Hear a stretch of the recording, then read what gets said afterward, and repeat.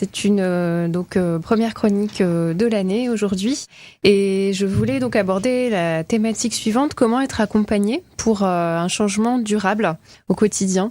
Et je vous souhaite moi aussi, avant de démarrer cette chronique, mes meilleurs vœux pour cette année, avec beaucoup de joie, de l'énergie aussi pour entreprendre tout ce qui vous tient à cœur et puis bien sûr la santé. Alors, je profite justement de l'élan qu'on a tous et toutes en début de chaque année pour orienter ma chronique en vous donnant quelques ressources si vous souhaitez aller vers un mode de vie plus durable. Parce que oui, c'est bien de prendre des nouvelles résolutions, mais c'est encore mieux quand on peut être accompagné pour les expérimenter et les vivre dans la durée, surtout. Ça, c'est important. Alors, je vous propose, pour vous lancer, de faire le bilan d'abord, faire un point sur votre empreinte écologique. J'ai recherché sur Internet des calculateurs d'empreintes et ça m'a été vraiment difficile d'en trouver en France. Et je suis tombée quand même sur une source, alors c'est proche de la France, c'est l'association WWF, l'antenne suisse, puisque c'est quand même une ONG qui est internationale, mais l'antenne suisse a développé un calculateur d'empreintes écologiques et je me suis prêtée au jeu pour tester l'outil.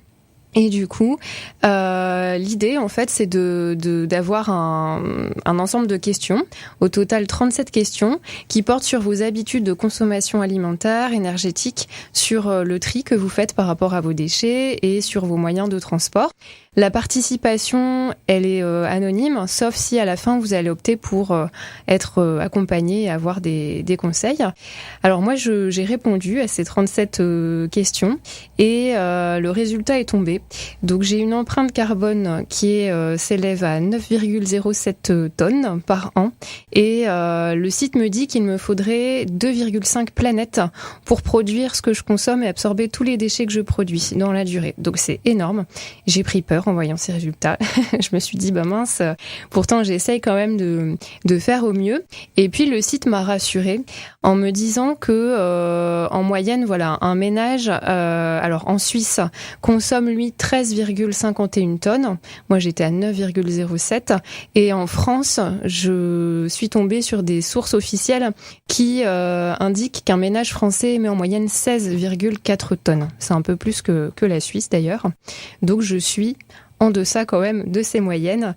Et puis, ce qui est bien en fait sur ce site, c'est que à la fois vous prenez conscience en fait de l'impact de votre consommation au quotidien. Vous répondez à des questions que vous n'êtes peut-être jamais posées.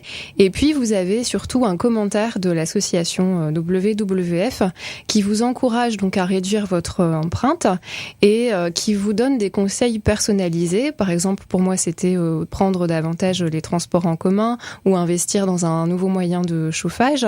Et vous pouvez ensuite télécharger une application qui va vous permettre d'avoir des conseils en fait quotidiens pour améliorer du coup votre empreinte et puis peut-être faire le questionnaire dans un an pour voir où vous en êtes.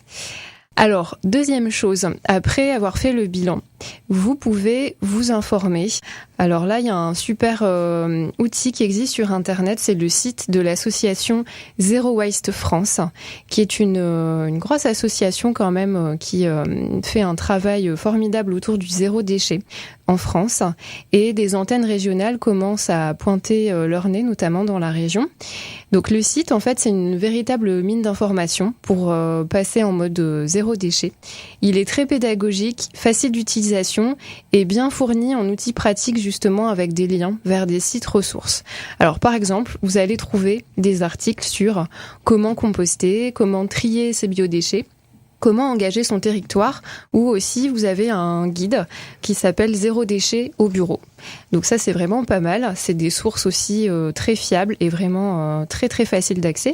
Et si vous avez envie d'aller plus loin, donc il y a des antennes locales qui se créent au fil du temps. Et donc ces antennes organisent régulièrement des rendez-vous de sensibilisation pour le grand public qui sont gratuits, avec des ateliers également. Et si vous avez encore envie d'aller plus loin, vous pouvez vous-même rejoindre rejoindre le réseau de bénévoles pour sensibiliser à votre tour autour de vous.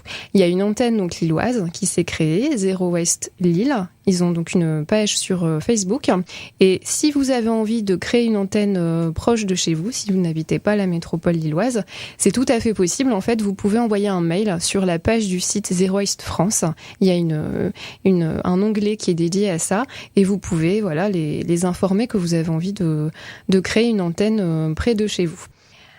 Après donc vous avoir parlé de Zero Waste France, on continue finalement un peu à parler d'eux puisque Zero Waste France a lancé un défi. Donc je vous propose dans un troisième temps de relever des défis cette année et notamment le défi qui s'appelle Rien de neuf, donc qui a été imaginé par Zero Waste France et qui invite les participants à s'engager en achetant le moins possible d'objets neufs en 2019 et donc de privilégier l'occasion, le troc, la location, la mutualisation d'objets, etc. Il y a une première édition en fait qui a été réalisée l'an dernier et qui a réuni au moins 15 000 participants. Donc c'est assez encourageant. Et cette année, il y a un plus en fait dans cette action, c'est qu'il y a un vrai suivi individuel qui sera réalisé auprès des participants avec un outil qui permettra de mesurer la quantité de matière première en fait que chacun aura pu économiser en achetant rien de neuf. Donc si vous voulez en savoir plus, vous pouvez aller sur riendeneuf.org et vous informer en fait sur ce défi et pourquoi pas le relever en vous inscrivant. Alors, on a aussi, plus proche de chez vous et pas sur Internet, on a des défis Famille Zéro Déchet qui commencent à bien voir le jour en fait, que ce soit à Roubaix, on a la ville de Los Angeles aussi qui est très très active, Grande-Synthe et plusieurs villes dans la métropole lilloise qui sont en véritable transition et où les acteurs sont où les habitants sont acteurs du changement. Donc il y a des défis qui poussent à droite et à gauche et le principe est très simple en fait, ça va être pour la ville d'accompagner des familles sur une année à réduire ses déchets. Donc chaque famille sera formée et suivie régulièrement avec les autres participants par la commune. Donc ça va passer par des ateliers pratiques, notamment la pesée des poubelles aussi avec un suivi informatique pour voir la courbe du poids de ces poubelles. Il y a des auberges espagnoles pour discuter avec les autres familles. Il y a pas mal de rendez-vous prévus. C'est un défi qui est avant tout convivial et qui permet de se lancer dans une aventure zéro déchet en étant véritablement accompagné, soutenu par sa commune et par les autres participants qui relèvent le défi. C'est vraiment sympa en plus de le relever avec sa famille, notamment quand on a des enfants. Et tout ça pour vous dire que donc ça bouge bien, notamment dans le bassin minier. Et si vous souhaitez donc vous inscrire à un défi Famille Zéro Déchet, vous pouvez vous renseigner auprès de votre commune. Peut-être qu'un programme existe déjà. Et si c'est pas encore le cas, n'hésitez pas à faire remonter l'info auprès de vos élus pour qu'ils puissent créer ce défi. Alors, dernière petit outil, on retourne sur Internet cette fois-ci. C'est toujours un défi, mais cette fois-ci un défi pour végétaliser votre alimentation. Puisque c'est quand même, vous avez sans doute entendu parler du fameux lundi vert où plus de 500 signataires ont lancé un appel en fait pour éviter la consommation de viande et de poisson un lundi par semaine. Et l'outil que je vais vous proposer, ça s'appelle le Veggie Challenge et c'est un formidable outil qui a été créé sur Internet par l'association L214, donc qui milite en faveur des droits des animaux d'élevage. En fait, L214 nous dit qu'il faut 21 jours pour adopter une nouvelle habitude. Enfin, ça, c'est même en général. 21 jours, c'est le temps nécessaire pour changer et pour créer une nouvelle habitude. Et dans ce sens, le Veggie Challenge a été créé, en fait, pour vous accompagner, donc à végétaliser votre alimentation. Donc vous allez recevoir chaque matin, pendant 21 jours, une lettre d'information dans votre boîte mail, bénéficier de conseils pratiques, d'astuces et de recettes pour végétaliser tout simplement vos menus jour après jour. C'est donc un programme qui est entièrement gratuit. Les informations sont étayées et vérifiées. Il y a des experts et notamment des médecins qui travaillent avec des nutritionnistes aussi derrière pour vous assurer un changement en toute sérénité.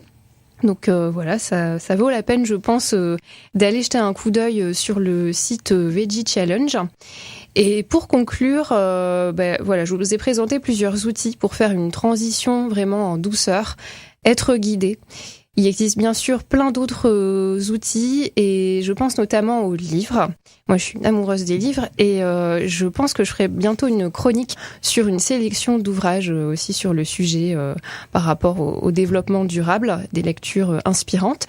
Le tout, dans tout ça, c'est de trouver sa méthode, ces méthodes qui vous correspondent le mieux, de prendre le temps pour changer, d'être curieux et enfin oser sortir de sa zone de confort ou d'inconfort, selon le point de vue qu'on adopte. Parce qu'aller vers un mode de vie plus respectueux de l'environnement, c'est aussi être à l'écoute de ses propres besoins et ses valeurs pour en fait se sentir bien, tout simplement.